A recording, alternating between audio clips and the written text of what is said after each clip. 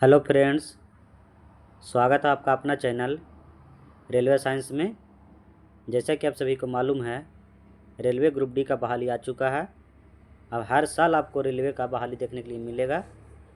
तो रेलवे में साइंस आपको हर एग्ज़ाम के लिए बहुत इंपॉर्टेंट है।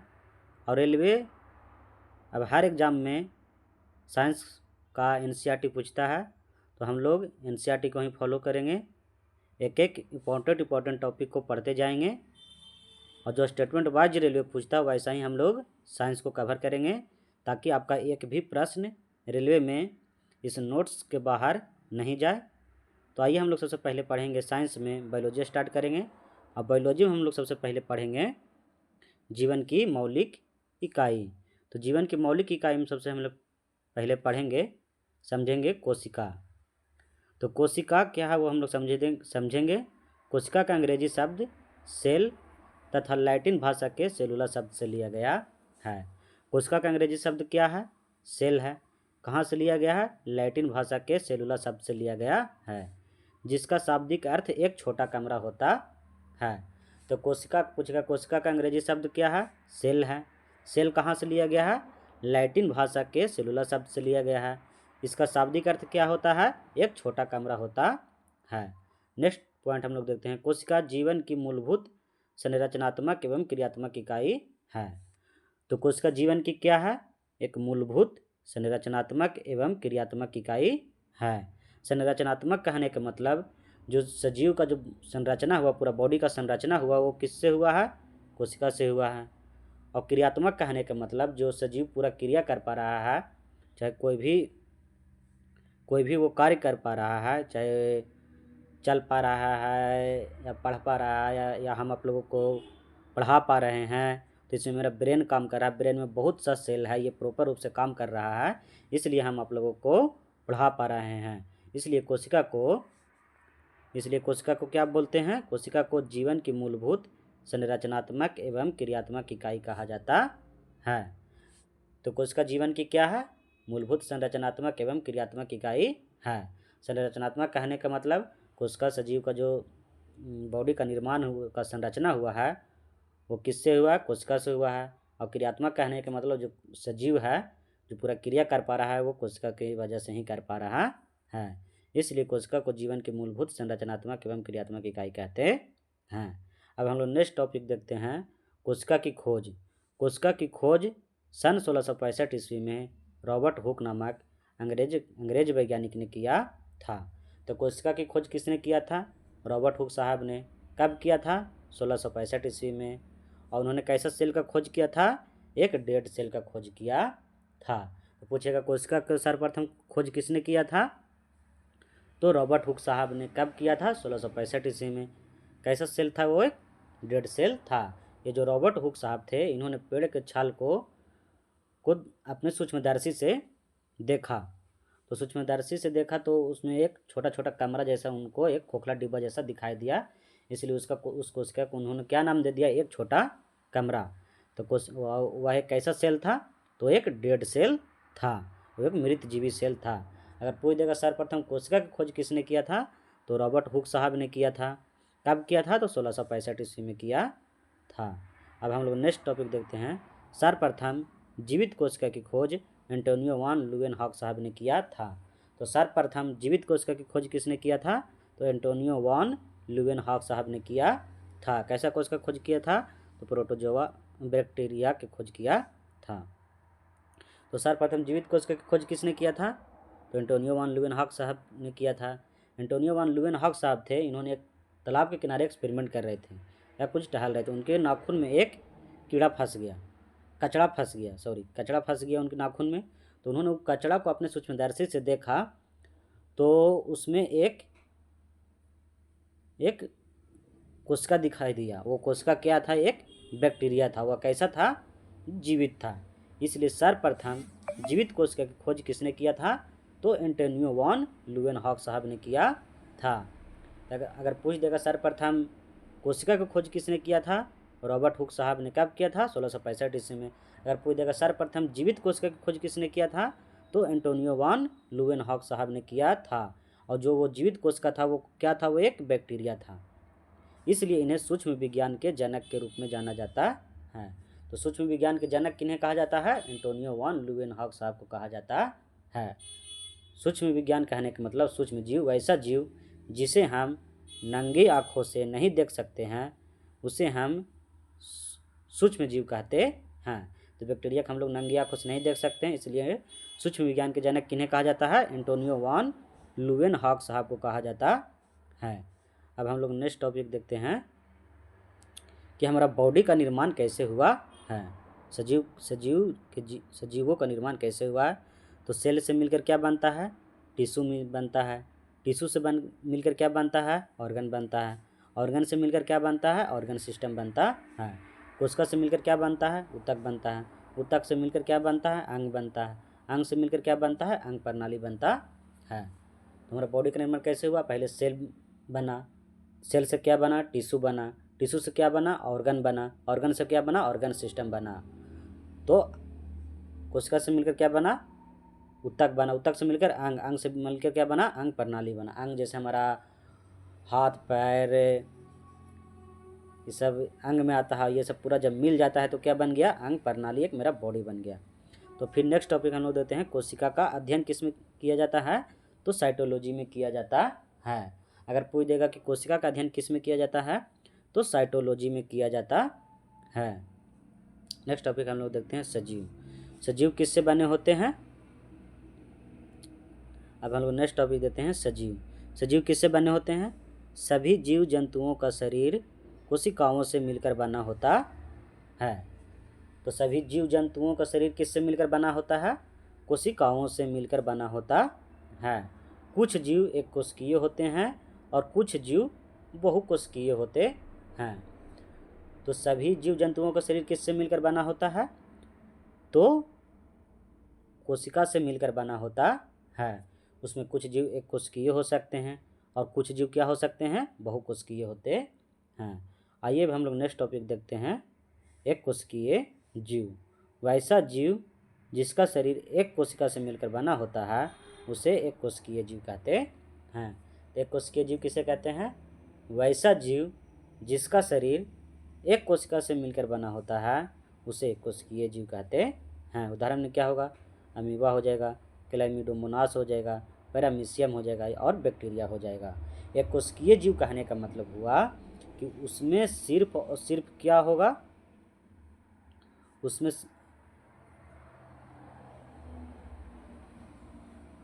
उसमें एक कोशिकीय जीव कहने का मतलब हुआ कि उसमें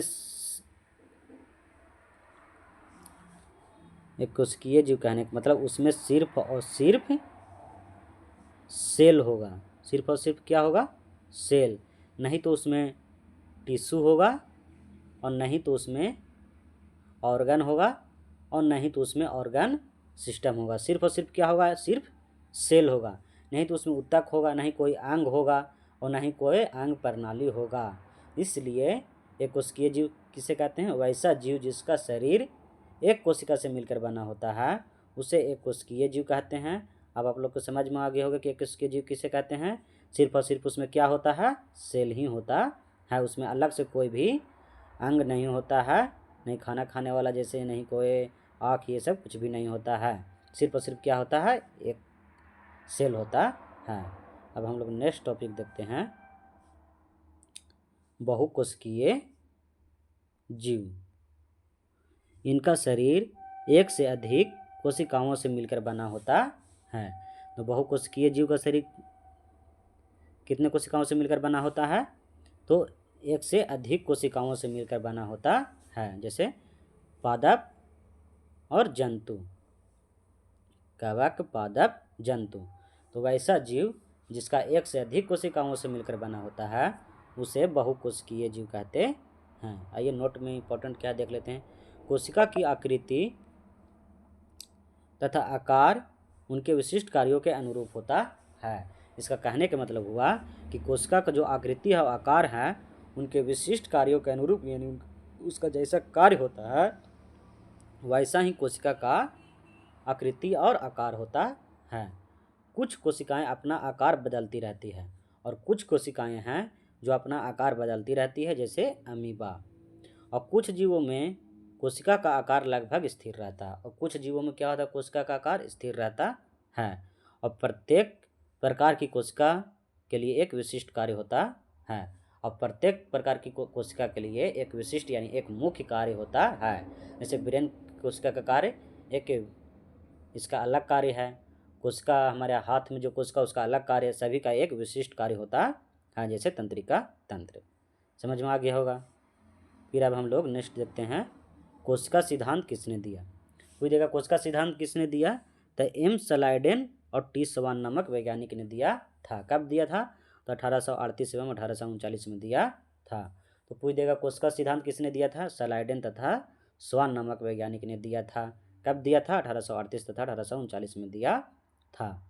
इन्होंने बताया कि सभी पौधे तथा जंतुओं कोशिकाएं अपनी पूर्ववर्ती कोशिकाओं से ही उत्पन्न होती हैं, जो जीवन की मूलभूत इकाई है। इन्होंने क्या बताया, सभी जो पौधे तथा जंतु हैं उनका जो निर्माण हुआ पहले से मौजूद कोशिकाओं से ही उत्पन्न होती है, यानी पहले से ही उनके अंदर एक कोशिका होता है, उससे ही ढेर सा कोशिका का निर्माण होता है, उत्पन्न होता है, जो जीवन की मूलभूत इकाई है। अब हम लोग नोट में इंपॉर्टेंट देख लेते हैं। वायरस कोशिका सिद्धांत का अपवाद है। जो वायरस है ये कोशिका सिद्धांत का फॉलो नहीं करता है। तो आइए देखते हैं ये क्यों फॉलो नहीं करता है। यह एक क्या है, सूक्ष्म संक्रामक एजेंट है। वायरस क्या है, एक सूक्ष्म संक्रामक एजेंट है। कहने का मतलब एक सूक्ष्म है, एक जिसे हम लोग नंगी आंखों से नहीं देख सकते, उसी को सूक्ष्म कहते हैं। और संक्रामक कहने का मतलब ये पौधे तथा ये जंतुओं को क्या करता है, एक संक्रमित करता है। सजीवों के अंदर उपापचय करते हैं, और ये सजीवों के अंदर क्या करता है, उपापचय यानी अपना ये क्रिया करने लगता है, तथा निर्जीवों के अंदर मृत हो जाते हैं। और ये वायरस जैसे ही निर्जीवों के अंदर जाते हैं ये क्या हो जाते हैं, मृत हो जाते हैं। और सजीवों के संपर्क में आने से इनकी कोशिका उपापचय करने लगती है। और सजीवों के जैसे ही संपर्क में आता है तो इसकी कोशिका क्या है, उपापचय यानी कि क्रिया करने लगता है। और निर्जीवों के अंदर क्या हो जाता है, कोशिका मृत हो जाता है। और वही कोशिका अगर सजीवों के संपर्क में आता है तो यह करने लगता है, यह उपापचय यानी अपना क्रिया करने लगता है। इसलिए सजीवों तथा निर्जीवों के बीच की कड़ी कहा जाता है। इसलिए इसे क्या कहा जाता है, सजीवों तथा निर्जीवों के बीच का कड़ी कहा जाता है। तो पूछ देगा सजीवों तथा निर्जीवों के बीच का कड़ी किसे कहा जाता है, तो वायरस को कहा जाता है। जब यह निर्जीवों में जाता है तो क्या हो जाता है, मृत हो जाता है। और जब यह सजीवों के संपर्क में आता है तो क्या हो जाता है, जीवित हो जाता है। कोशिका सिद्धांत कौन फॉलो नहीं करता है, तो वायरस फॉलो नहीं करता है। अब हम लोग नेक्स्ट देखते हैं, रुडोल्फ विर्चो साहब ने क्या कहा था।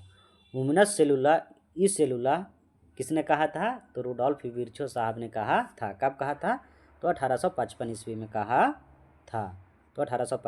कहा था। उमिनस सेलुला ई सेलुला का इसका शाब्दिक अर्थ क्या होता है, सभी कोशिकाएं पहले से मौजूद कोशिकाओं से ही बनती है। तो सभी कोशिकाएं जो पहले से कोशिका मौजूद होता है उसी से ही यानी डिवीजन होकर के, सेल डिवीजन होकर के बनता है, रुडोल्फ विर्चो साहब ने कहा था। तब हम लोग नेक्स्ट देखते हैं, इतना तक समझ में आ गया होगा आप लोग को। अब हम लोग देखते हैं केशिकांग के बारे में। नेक्स्ट हम लोग पढ़ते हैं केशिकांग। केशिकांग क्या है, जिस प्रकार शरीर के विभिन्न अंग भिन्न भिन्न कार्य करते हैं, यानी जिस प्रकार हमारा बॉडी के शरीर के विभिन्न भाग अलग अलग कार्य करते हैं, उसी प्रकार कोशिका के अंदर स्थित संरचनाएं विशिष्ट कार्य करते हैं। उसी प्रकार कोशिका के अंदर भी जो मौजूद संरचनाएं हैं वो भी अलग अलग कार्य करता है, उसका भी अलग अलग कार्य होता है। अतः इन संरचनाओं को कोशिकांग कहा जाता है।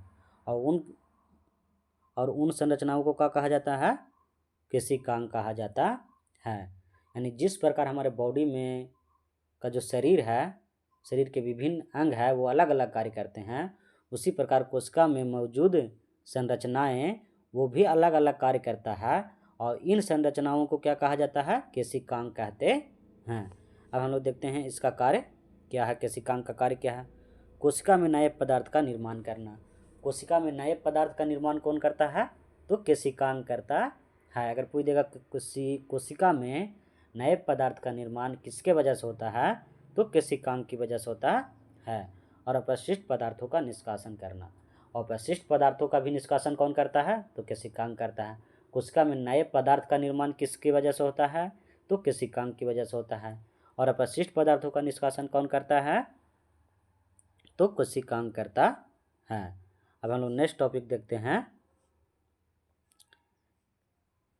कोशिका किससे बनी होती है और कोशिका का संरचनात्मक संगठन क्या है। तब हम लोग नेक्स्ट टॉपिक क्या देखते हैं, कोशिका किससे बनी होती है, कोशिका का संरचनात्मक संगठन क्या है। देखते हैं कोशिका में विभिन्न घटक होते हैं। कोशिका में क्या होता है, विभिन्न घटक होते हैं। उन्हें क्या कहा जाता है, कोशिकांग कहते हैं। कोशिकांग या केशिकांग कहते हैं।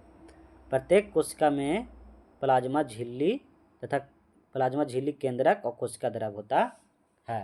और ये तीनों जब पाया जाता है, इसको कॉमन नेम क्या कहा जाता है, तो कोशिकांग कहते हैं। और प्रत्येक प्रकार की कोशिका में क्या पाया जाता है, प्लाज्मा झिल्ली केंद्रक तथा कोशिका द्रव कहते हैं। और इसमें जो कहते हैं, फिर हम लोग देखते हैं कोशिका के अंदर होने वाली समस्त क्रियाकलाप तथा उसकी बाह्य पर्यावरण से पारस्परिक क्रियाएं इन्हीं कोशिकांग के कारण संभव है। और जो कोशिका के अंदर सभी क्रियाकलाप होता है और उसकी जो पर्यावरण से पारस्परिक क्रियाएं, जो पर्यावरण से इनका जो पारस्परिक क्रियाएं होता है, वो किसके वजह से होता है, तो इन्हीं कोशिकांग के कारण संभव है। तो समझ में आ गया होगा। कोशिका के अंदर विभिन्न घटक पाए जाते हैं, उसको क्या बोलते हैं, केशिकांग बोलते हैं। कौन कौन सा घटक पाया जाता है कोशिका के अंदर, तो प्लाज्मा झिल्ली पाया जाता है, केंद्रक पाया जाता है, कोशिका द्रव पाया जाता है। और कोशिका के अंदर होने वाले समस्त क्रियाकलाप किसके वजह से होता है, तो इन्हीं के लोगों की वजह से होता है, इन्हीं के प्लाज्मा झिल्ली केंद्रक और कोशिका द्रव की वजह से होता है। तथा उसकी बाह्य पर्यावरण से पारस्परिक क्रियाएं इन्हीं कोशिकांग के कारण संभव है। जो पर्यावरण से इनका जो क्रियाकलाप होता है, तो किसके वजह से होता है, तो केशिकांग के ही वजह से होता है। तब हम लोग नेक्स्ट क्लास में देखेंगे प्लाज्मा झिल्ली के बारे में। इतना तक जय हिंद।